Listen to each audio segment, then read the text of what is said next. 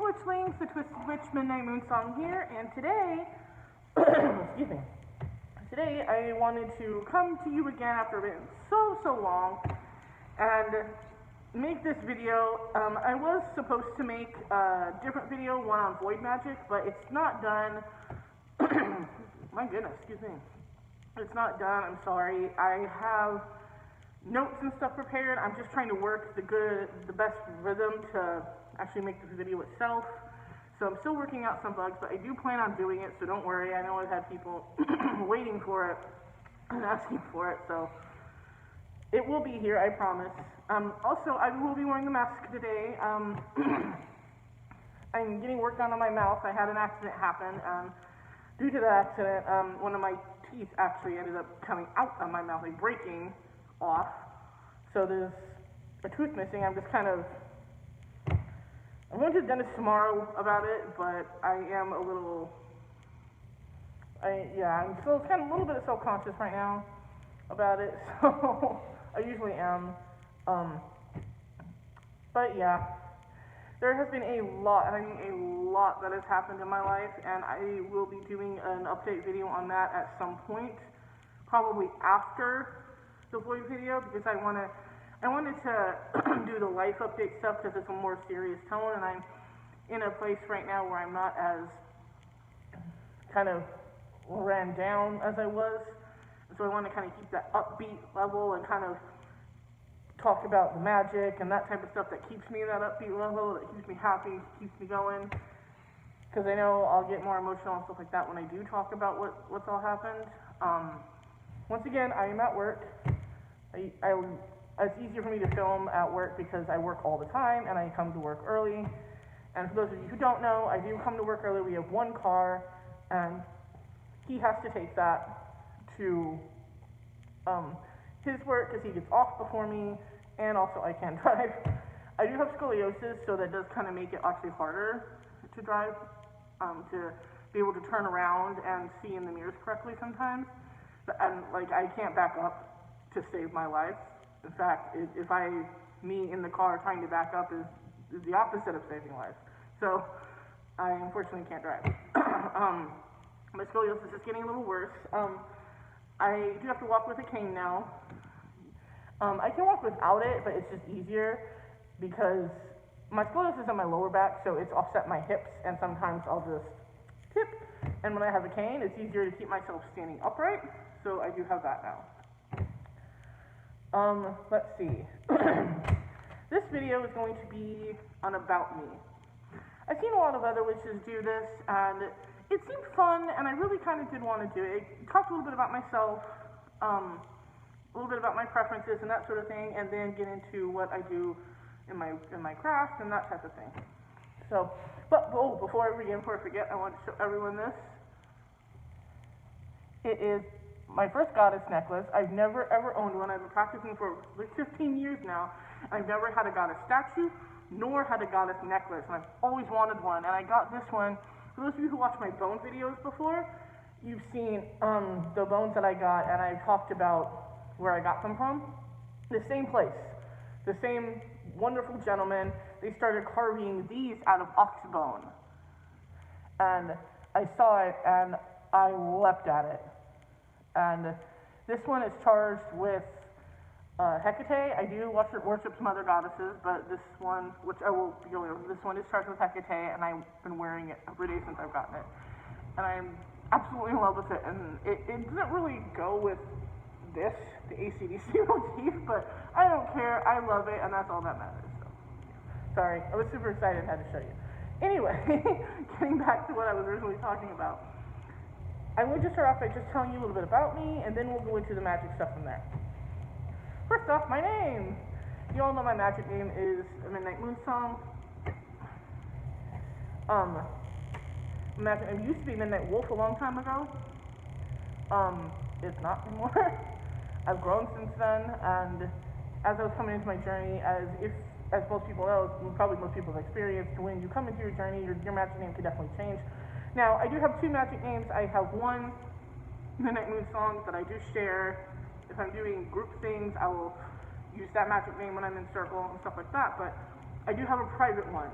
and I will not be saying that. Not even, no one else knows this name but me, which is how I believe it should be.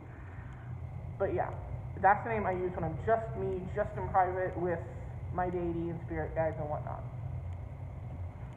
My gender. My gender is actually Libra Femme, or Libra Feminine, or there's another variation of feminine in there. I think it's just Libra Feminine. But essentially that is someone who is non-binary, that might dip into some more slightly feminine ways of dress or ways of carrying themselves while still keeping mostly non-binary. And that doesn't mean that that person feels like they're non-binary sometimes and feminine. No, that's something else entirely. This just means that they are non-binary strictly, and they might use like some more feminine clothing, like how I usually do my eye makeup because I love doing makeup. Makeup is my thing. Regardless of what was between my legs, this would be happening. I'm at work now, so I usually wear very asexual clothing. Asexual. I'm sorry, guys. It's really early. I'm sorry. Oh, let's hope I can get through this without mixing up too many words. Unisex. That's what I'm looking for. Unisex clothing. Oh, you know what? I'm not even going to bother restarting it or editing that out. I'll just let all my mess ups be in here, and you all can laugh at me with me. So I can laugh at myself too. But yeah, like this is very unisex, which is what I usually wear when I'm at work. But I do have dresses and skirts and stuff that I do wear because I do like some feminine clothing. Feminine clothing feels free and and I enjoy it. So now, as far as pronouns go, if someone were to ask me, I would generally tell people they, but I do not care if people use she because I'm a Libra Femme, so I do adhere to some feminine styles and stuff like that. Like eye makeup, people who look at me would look at me and probably go, oh, you're probably still projecting as a woman. And I'm not really, I just like eye makeup, but that's okay, I don't worry about that. So if you do meet me and you do use a she pronoun, or you want to talk to me in the comments and use a she pronoun, I honestly don't care. Even if you wanted to use a guy pronoun, if you wanted to call me he, or they, or she, I honestly don't care. It honestly doesn't bother me. When I used to have short hair, yes I did, it was atrocious, you will never see it. But when I used to have short hair and I used to dress like this, I had people that would just look at me and it was the greatest feeling in the world because they would just go, are you a girl or a guy? And I would just be like, yes. Yes, I am a random person I do not know. I am them. And it used to confuse people, but it used to make me so happy. But if I looked as good, if I liked how I looked with short hair, I would do it. But I have very curly hair, curly, bushy hair. I was able to, it doesn't look super bushy now, so it's kind of calling me a liar right now, but when it's short, and it does get treated and stuff before I, come to work and stuff like that, but when it's short, it goes out like this, like a lion, and so, no, it looks bad. Anyways, sexuality. I identify mostly with the term polysexual, but there's a few other things in there. Polysexual is not the same as polyamory. Polysexual is kind of like a step down from pansexual, where pansexual is like anything goes. Polysexual is like most things go, but there's still some that don't. I'm the some that don't. The some that don't, pretty much, cis men, I don't do any sexual relationship with cis men. Sorry, not sorry. Trans men, sure, that's fine. Trans women, that, again, is fine, I don't care. Women in general, yeah, oh yeah. They're probably my favorite. I also have a bit of fictive sexuality in there, which for those of you who don't know, it's when you can be sexually you can obtain sexual gratification from a fictional character. But this is a very loose and open one. It doesn't necessarily mean, like most people hear this and you go, anime character. But it doesn't always have to be an anime character. It can be a character in a book. It can be a character, a real person, like, who's a popular one? Vin Diesel's really popular, I guess. I like Vin Diesel. I don't look at him that way, but if you do, cool on you. But let's say any of the Dumbledore films, Vin Diesel. Or even better, here's one. Bruce Willis, Die Hard. If they want to, you know, Bruce Willis himself might not give them those jitters, but the character he's playing does. A real person can play the character and still be considered fictosexual. Also, I am teratosexual, which this one kind of freaks people out, but it's kind of a sexual gratification when it comes to monsters. And that term is very loose, because whatever person considers a monstrosity is different. There's some people that, for example, all those little girls that are attracted to Pennywise when it came out. I'm not one of those. I like clowns, and honestly, I'm all for a good evil clown, even in that way, but I'm not one of those that gets all giddy, oh look, it's Pennywise there, you know. I still read the character, so, yeah. But let's say something with lots of tentacles, very, very many teeth, eyes, or something that's very, not really human shaped whatsoever, like Lovecraftian. Yeah, I know, it's really weird, and it's technically a form of paraphilia, and paraphilia is the sexual gratification of, how does it say, odd things, or odd or uncommon things, I think is how it was worded, the definition that I read. But yeah, all that goes into what polysexual, essentially. That's what I go for. And yes, I am married. Yay! I've been married for a very long time. He and I have been together, over 10 years. And we've been married, I think, oh Lord, he's gonna hate me if I can't remember. I would say maybe like 5 years. We did get married on a Halloween, and it was our own hand fasting and stuff, so it's not like a legal law-abiding marriage. I honestly don't believe in that. I believe that you can get married to someone without having to sign papers and stuff. For me, marriage is two people promising themselves to one another, and there doesn't even have to be a ceremony for that. You could stand up to a person, I'm going to be with you for the rest of my life, and they say, yes, I agree, I want to be with you for the rest of my life, and there's your marriage. That's what I believe.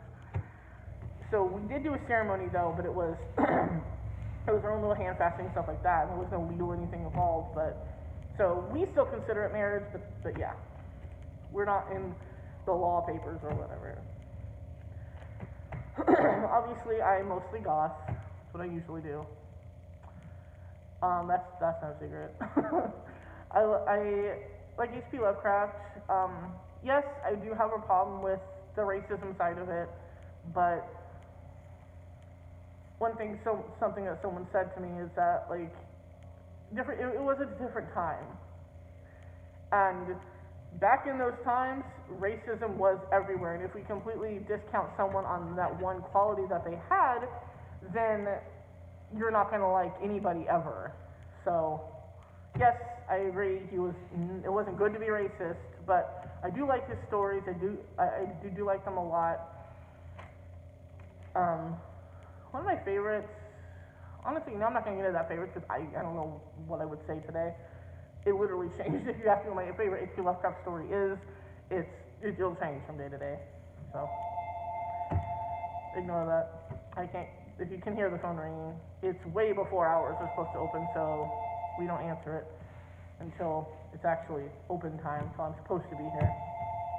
So, getting into the craft though, let's see. I do have paper here that I'm looking at because I have all my stuff listed out. I consider myself a hedge witch. I have for a long time, like I said, over 15 years now. And I'm not going to dive completely into that. Again, that's actually another planned video because it's a long story. There's a lot that's going to go into it. So I'm just going to kind of briefly gloss over it here and then go way in depth in another video. But I was born in a Christian household, brought up, never fit in, that type of thing.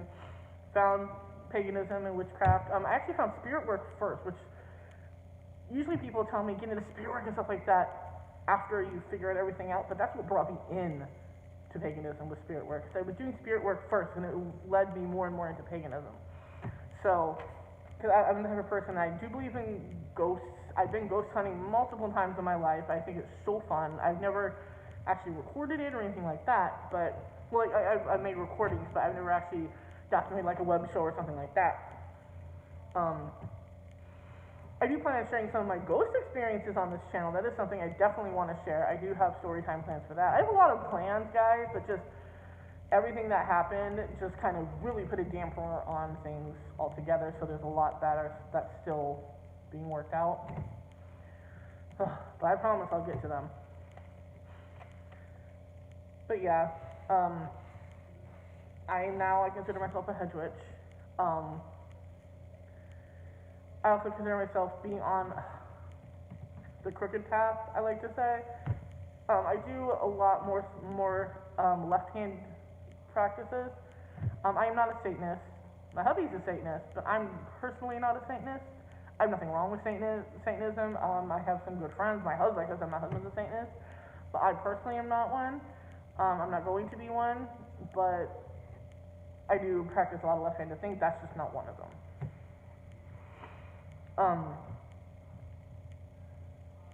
My version of the hedge witchery is very different depending on who you ask. So this is kind of my definition of it. I use spirit work, which is generally, and then of course, there's the nature side of things, which is what a hedge witch is. It's kind of like a nature witch with spirit work thrown in there. It's a lot like shamanism in a way, but it's still different. And it's also a very eclectic path, so you're not going to find two hedge witches that are alike.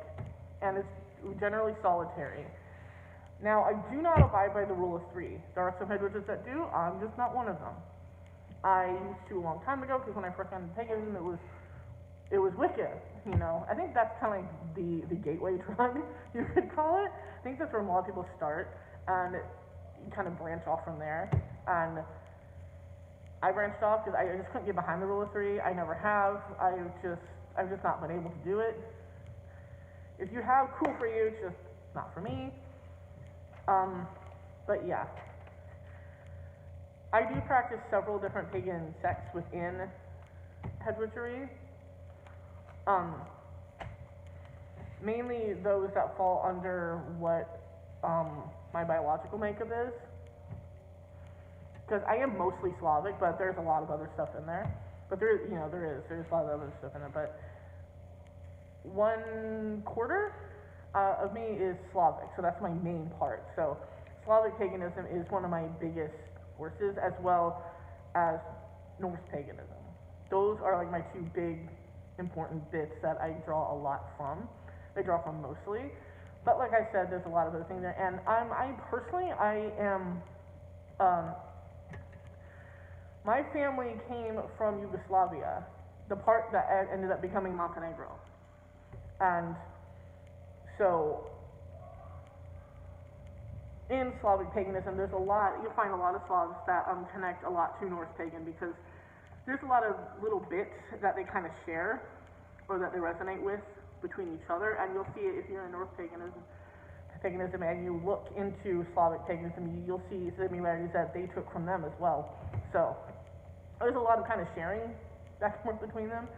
So, but not every Slav you meet, not every Slavic pagan you meet is going to be into Norse paganism, just putting that out there, but I've met a lot that are, or that at least acknowledge that they've shared what they've shared. But yeah.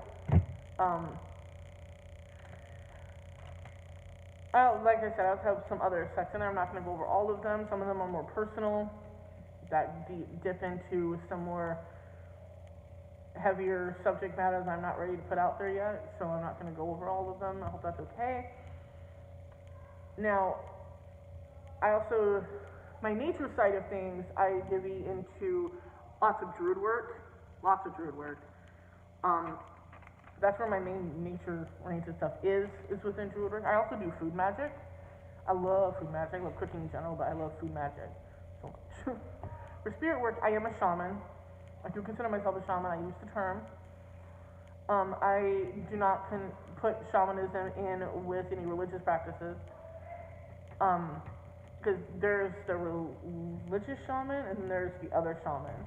And the religious shaman, while I do call on deity and stuff like that, I don't feel that it's needed, and other more religious shamans will feel like it's needed. That's really the only real difference, aside from cultural-based shaman work. And if you're doing cultural-based, you will definitely have, greater pull to what the difference is.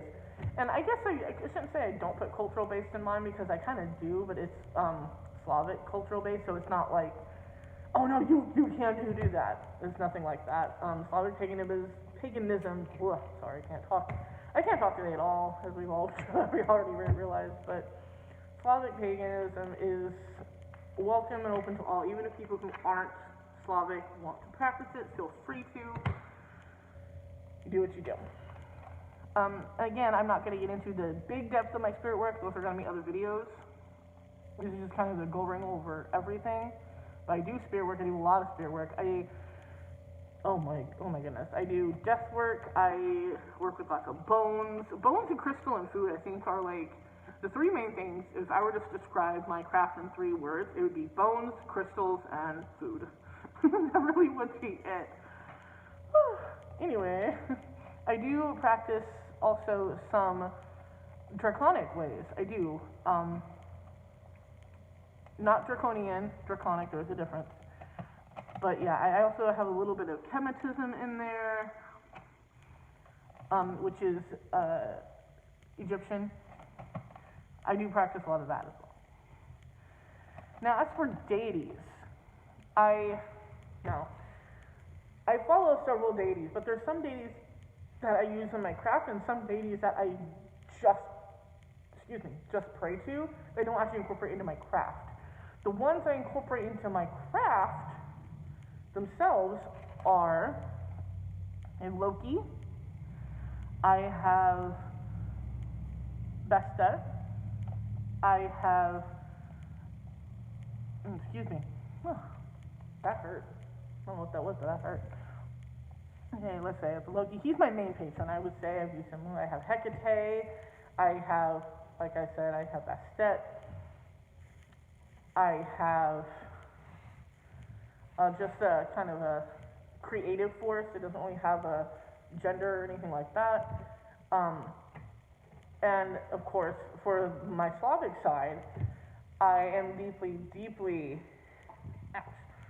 engraved with a lot of the Slavic gods. But like I said, I pray to a lot of them, but I don't actually. I think I only use like really one in my actual craft, and that is the underworld god himself. I don't know why I can't think of his name right now. Don't ask. Zealous. I don't know why it escaped me there for a second. I'm still tired, guys. But yes, Zealous is another deep one I work with. But yeah. Yes, there's a cross pantheon there, but I am eclectic. I'm a hedge witch, and I believe that that's perfectly okay. The gods that when I ask them to come into the circle, they all get along with each other. Never had any problems with that. I haven't. In fact, actually, Loki works strangely well with Bastet a lot of times, which I don't know if that's weird or what, but he does. He works rather well with her, and they both are usually on the same page when it comes to things. I think that's his mischievous side, and cats have a very mischievous streak, regardless of who they are, what their actual personality is. All cats will have some kind of level of mischievous streak, so I think that's where they're bonding. I don't mind, I just think it's kind of funny. But yeah, I also share the bog, the Fabella bog, are the black god and the white gods of Slavic mythos. But they're ones I really don't use as in my actual witchcraft. They're some of the ones I just kind of pray to. And I don't really see them as gods per se. I see them more as the personification of duality itself. So not really a deity, but still very important. I also pray to Set. I pray to Horus from the Egyptian pantheon. I pray to Odin. I also pray to Perun from Slavic mythology. I prayed for protection and stuff from Perun. And I also pray to Lord Ganesha. Noah and I both pray to Lord Ganesha. And praise be to Lord Ganesha, because when we were falling on really hard times, he started getting things, and so did I. These like signs, like we were having dreams of elephants, and we were just seeing elephants everywhere in places that we normally wouldn't see elephants. I'm not talking the actual creatures. I'm talking just like signs, like a picture or something like that with an elephant on it. That's like very obviously like right there in your face. And at first we're like, okay, that's nothing, that's mundane. And then we kept going, okay, I need some financial stability, something help me, and elephants, elephants, elephants. And I was like, maybe this is a sign, because I'm not one to point out every single mundane thing as a sign. But I felt, because it kept coming at me, I was like, okay, something's here. And then I actually started dreaming about Ganesha himself. And then YouTube, I was scouring YouTube, and when I went to the homepage, right there was a video on Ganesha. It was just talking about Ganesha, and everything in me was like, press that, watch that video. So I was like, okay, sure, I'll watch the video, and I did, and I just started making that connection after that. And so I told him, I was like, I think we need to set up something for Ganesha, and we do. We pray to him. I sing daily praises to all the deities I work with, or deities I pray to, not just the ones I just work with in my craft, but all of them, like I said. And we give offering stuff now, and stuff is going a lot better. Things are just a lot easier. Every time you run into some kind of problem, it gets handled very, very smoothly, very easily, and it's just, praise be to Lord Ganesha. Really. Whew. Now, as far as the actual practices goes, I have a list here of a lot of the practices I do. I'll just read them off. Food magic, bone magic, crystal work, spirit work, sigil work, animal magic, astrological magic, the planets, moon, and the sun, etc. Weather magic, just a little, not a whole lot. Divination, oh Lord, I have lots of divination tools. I have dice, I have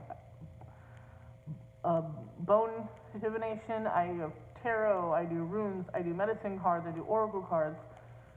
I even do, like, one of my biggest things right now is dice. I'm really, really getting into the dice divination. And, I have, like, the perfect sets of dice I've gone out just for my divinatory work. I also use a pendulum a lot. I do shadow work, I do dream work, I do astral work. I do death magic, I do necromancy, I do chaos magic, void magic. I do thought forms as well. And I'll go into them in another video because I know not everybody knows what they are. I also do hexes and curses. Now, as far as selling my craft goes, I've had people ask me this question before, if I was selling craft, and I've debated it, but I've never actually done it.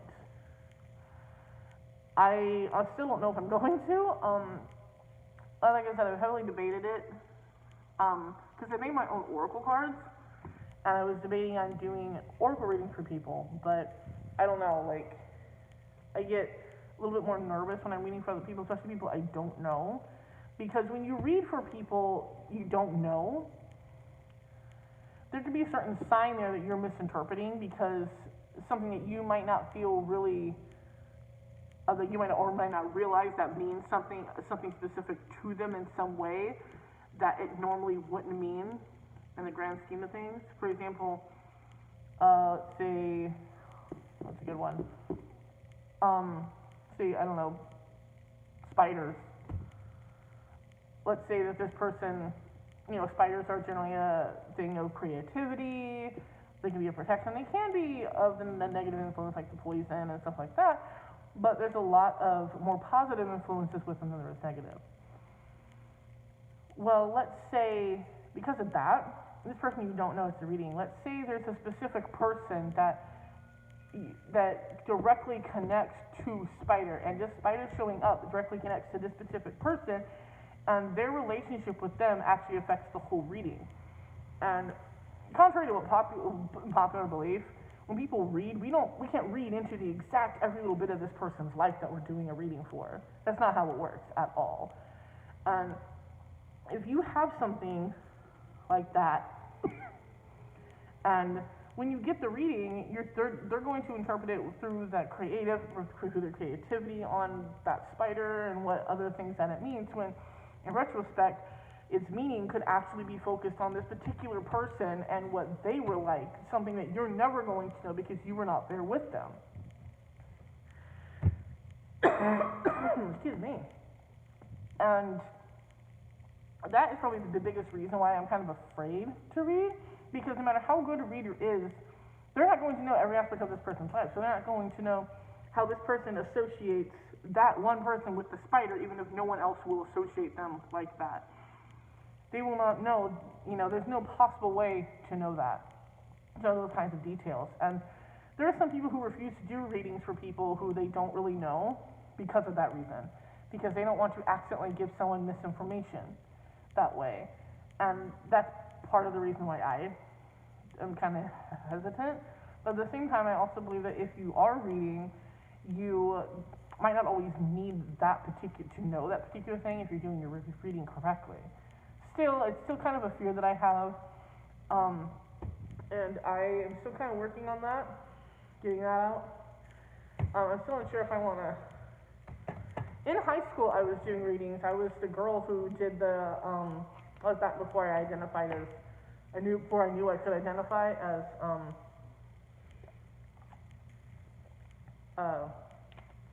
both or neither or whatever. And yes, this is a soda. But I was actually told, because if you watch another video I had before, it was I was gonna drop soda.